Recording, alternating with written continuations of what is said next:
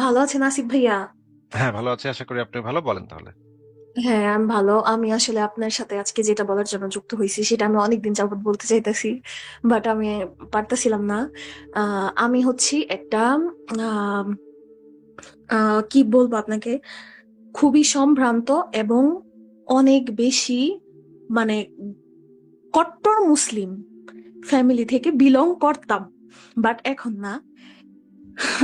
বিগত 7 বছর যাবত আমি এটা ত্যাগ করি। এটার অনেক কারণ আছে, আমি জানি না আপনার কাছে শোনার মতো সময় আছে কিনা। আম, আমি যখন 2018 সালে এসএসসি দেই, তখন আর কি, আমি যখন ছোটবেলা থেকে তো অনেক বিধি নিষেধ, একটা মুসলিম ফ্যামিলির মেয়ের জন্য কি পরিমাণের বিধি নিষেধ থাকতে পারে সেটা তো আপনার জানাই আশা করি।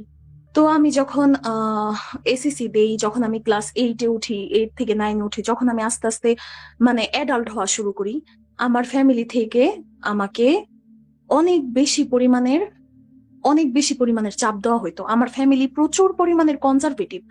আর আশা করি এটাও আপনি জানেন যে একটা কট্টর মুসলিম ফ্যামিলি প্লাস কনজারভেটিভ, এই দুইটা মানে একই মুদ্রার এপিটোপিট। মানে মুসলিম ফ্যামিলি মানেই কনজারভেটিভ, আর এটা হওয়াটা খুবই স্বাভাবিক। সো আমার ছোটবেলা থেকেই মনে অনেক প্রশ্ন জাগতো যে যখন আমি দেখতাম যে আমার ফ্যামিলিতে মেয়েদের বিধি নিষেধটা অনেক বেশি, বাট একটা ছেলের কোনো বিধি নিষেধ নাই ধরতে গেলে। তো তখন থেকে আমার মনে প্রশ্ন জাগতো যে এরকম কেন, মানে এমন কেন। আর মানে আমার ফ্যামিলি থেকে একটা জিনিস আমি সবসময় দেখতাম, সেটা হচ্ছে হিন্দু হোক খ্রিস্টান হোক অন্য ধর্মাবলম্বীর কোনো মানুষরে তারা মানুষই মনে করতো না। তো তখন আমার মনে একটা প্রশ্ন জাগতো যে, আবার আমি এটাও শুনতাম তার পাশাপাশি যে ইসলাম নাকি শান্তির ধর্ম। আমি আজকে আপনার লাইভ আসছি এটা বলার জন্য, বা এটাই আর কি, এগুলাই আমি জানতে চাই যারা একদম এই যে যে ইসলাম ধর্মটাকে পরিপূরক ভাবে একদম কি বলে ফলো করে, আহ পাই টু পাই ফলো পরিপূর্ণভাবে, করে। হ্যাঁ, পরিপূর্ণভাবে ফলো করে। হ্যাঁ, তাদের কাছে আমার মানে জানার ইচ্ছা যে ইসলাম কিভাবে শান্তির ধর্ম হয়। তার কারণ আমি তো ওইরকম একটা ফ্যামিলি থেকে বিলং করছি যে ফ্যামিলিতে, আসিফ ভাই আমি আপনাকে আজকে আরেকটা কথা বলতে চাই, সেটা হচ্ছে আমার ফ্যামিলিতে অর্ধেক মানুষ হচ্ছে জামাতের প্রার্থী, জামাত শিবিরের সাথে ওতপ্রোত ভাবে জড়িত। আর এরা যে কি পরিমাণের ক্রাইম করে, আমি একদম সামনে থেকে এই দলটাকে দেখছি। একদম সামনে থেকে আমি আজকে একটা মানে খ্রিস্টান অধ্যুষিত এলাকায় বাংলাদেশের মধ্যেই আমি পলাতক।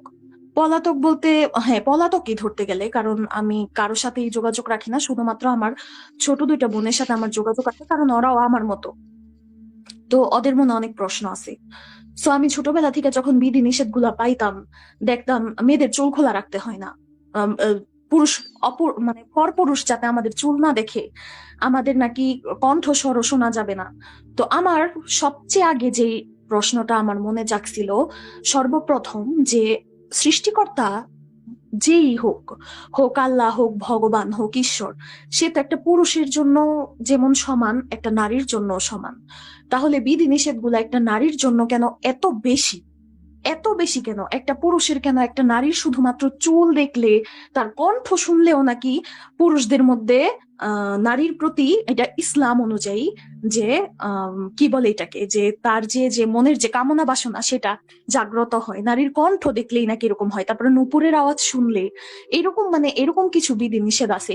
বাট সৃষ্টিকর্তা যদি আসলেই থাকতো, সে যদি নারী পুরুষের জন্য সমান হইতো, তাহলে তো তার এটা বলা উচিত ছিল, সে যেহেতু পুরুষের নিজে হাতে বানাইছে, সে জানতো যদি যে পুরুষের একটু কি বলে এটাকে, যে আলোর দোষ আছে। আলোর দোষ আছে হ্যাঁ আরকি। ইয়ের দোষ আছে, তাহলে তো সে এভাবে আহ, মানে করতে পারতো যে পুরুষরা, নারীরা যেভাবেই থাকুক, বাট পুরুষদের নজরের সংযম রাখা দরকার, বা পুরুষরা যাতে ভালোভাবে চলে, নারীকে সম্মান করে, কিন্তু তা না। তার বদলে সৃষ্টিকর্তা শুধুমাত্র নারীদেরই বিধি নিষেধ দিল। নারীদেরই কেন এত বিধি নিষেধ?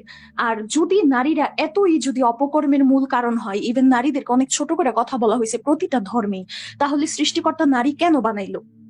কেন বানাইলো? আর আরেকটা কথা হচ্ছে যে এই যে মুসলিম যারা একদম কট্টর মুসলিম, তারা অন্যান্য ধর্মের মানুষদেরকে দেখতেই পারে না। আর ইভেন এটা ধর্মেও কোরআনেও আছে, আমি তো অনেকবার পড়ছি, আমাকে ফোর্স করা হইতো, বাড়ি থেকে ফোর্স কইরা কইরা পড়ানো হইতো।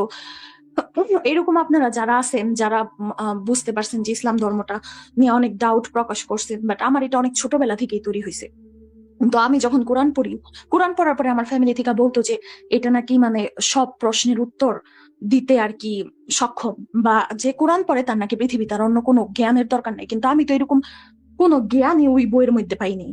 ওইটা তো কোনো বই বলাই চলে না, ওইটা তো একটা বানানো ধর্ম। কিসের জন্য আমি এই কথা বলছি?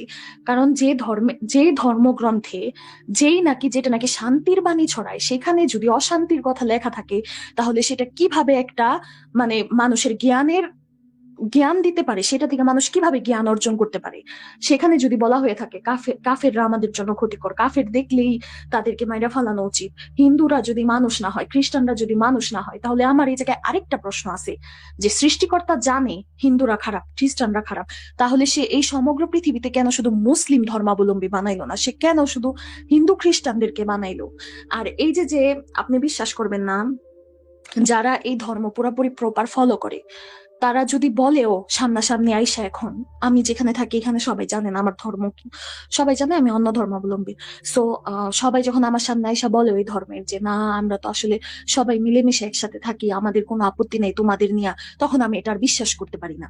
বিশ্বাস করতে পারি না, তার কারণ আমি জানি সে যখন আমার কাছ থেকে 3 কদম দূরে যাবে, তখন সে মনে মনে আমাকে ঘৃণাই করবে যে না, এ আসলে আমাদের টাইপের না, বা এ হইতে পারে না, এর ঘৃণা করা উচিত। বা কেন মনে করেন জামাত যদি এখন ক্ষমতায় আসতো, তাহলে এই যে যে আমার আশেপাশের যারা আছে তারা জানে আমি অন্য ধর্মাবলম্বী, তারা তো আমার আজকে গনিমতের মাল বানায় রাখতো। তাইলে পরে এটা কিভাবে একটা শান্তির ধর্ম হয়?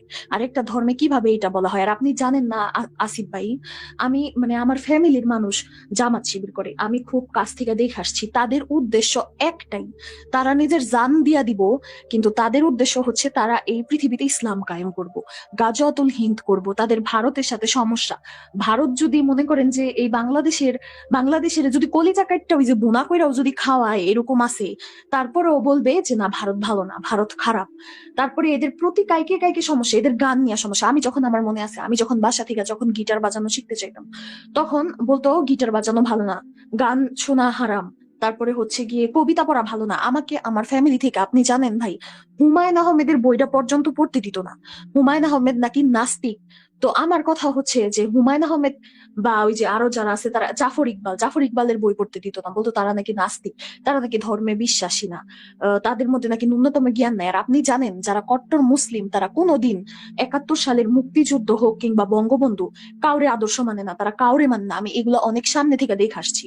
আর আপনাকে আমি আরেকটা ইনফরমেশন আজকে দিই, এই যে যারা ইসলাম ধর্ম প্রচার করে বা যারা জামাত শিবির, এই তারা কি করে জানেন? কয়দিন আগে যে জামাতের আমির মহিলাদের বেশ্যা বলছে, যে মহিলারা বেশ্যা, কিন্তু তাদের কিন্তু মেন ভিকটিম এই মহিলারা, এটা আপনি মানেন? তারা কিন্তু এই মহিলাদের দ্বারা মানুষের বাড়ি বাড়ি তামিল করে না কি করে সেটার নামে পাঠায়। আমার নিজের মা খালারা যাইতো, যায়া হ্যাঁ, তারা জানি হচ্ছে আমি। এটা তামিলের নামে, ইউরোপেও চলে আসছে, ইউরোপেও এটা ঢুকে গেছে এখন।